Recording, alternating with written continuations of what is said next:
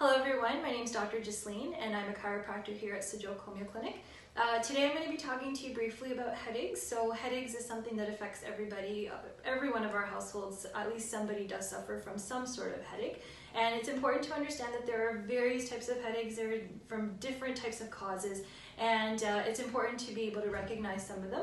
So just briefly, we can categorize headaches into two categories. One is primary and one is secondary. So primary would mean that the headache is a disease in itself. So the head is occurring from the structures of the head, and that could be an example of, say, a migraine headache, a cluster headache, a tension type headache, or what's called a rebound headache, which is a medication overuse headache.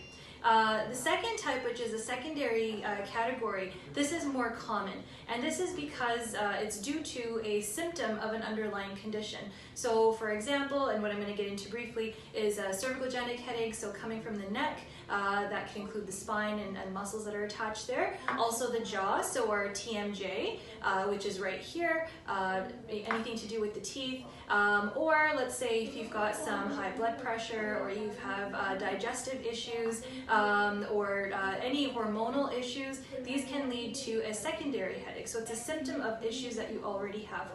So as a chiropractor, I see a lot of people with neck pain, and one of the top 3 reasons why people go see a chiropractor is because of spinal pain that occurs from, say, the low back and pelvis, the cervical spine or the neck, and also headaches. So it's important to note that not all headaches are cervicogenic. Some people think that a majority of headaches are cervicogenic. It actually only impacts a small percentage of the population. But because we see a lot of people with spinal issues and neck complaints, majority of those patients, around 60 to 70%, will also complain of some sort of headache. So, it's important to understand from the history when a patient comes in, if they're complaining about a headache, to really find out, okay, is this happening? Do you notice that this happened after your neck pain? Or if you notice that you have some restricted motion, like you can't turn your head side to side to a full degree, does that precede headache symptoms? So that's something to really point out. If it is a cervicogenic headache, it's usually happening from the structures of the cervical spine. So if we look at, say, our spinal model here, this is a very detailed model. So if we look at the side, this is the back of the head, or what we call the occiput, which is the back of the skull. And then you have your cervical spine, which is made up of 7 bones, indicated here in purple.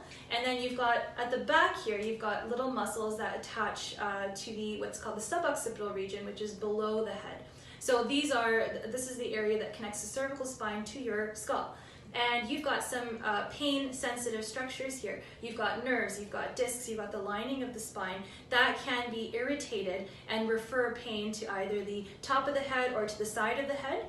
And it's important to know that if a patient comes in and they've got issues in their neck, and we can reproduce the pain coming from the structures of the cervical spine, and that there's evidence of issues in the cervical spine, such as restricted motion, restricted what's called facet joints, or if there are lesions in the spine, trigger points in some of the muscles that attach to the spine, and it reproduces that headache, then we can be very sure that it's a cervicogenic headache. And usually these patients will have relief of their headaches once these issues in the neck are treated. So when the neck pain goes away, the headaches go away. If these occur independently, it's important to have a thorough history and figure out, okay, well, where else can this headache be coming from? Because we did indicate that there are many other reasons. So it's important for you at home, you can keep what's called a headache diary. We all have a smartphone, you can have a notepad, and just write down when you experience a headache, what the triggers are, how long it lasts for, what gives you relief, what irritates it, and then from there we can have a better idea as to where that headache may be coming from and hopefully get you the help you need. If you have any questions, you can feel free to call our clinic at 647-856-2516, and keep watching for further videos. We'd love to keep you updated. Take care.